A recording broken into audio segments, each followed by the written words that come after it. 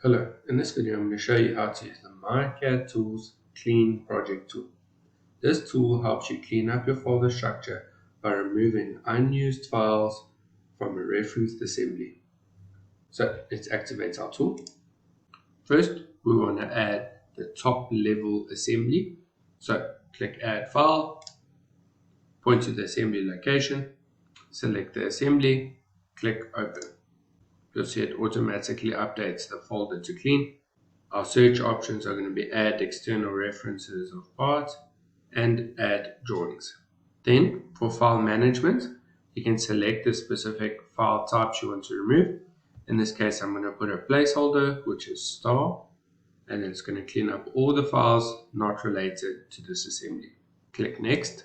On the left-hand side, you can keep the files that are going to stay in that folder. And on the right-hand side, you can see the files that need to be moved because they aren't used by the project.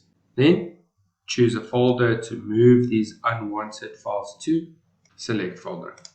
Then click Finish.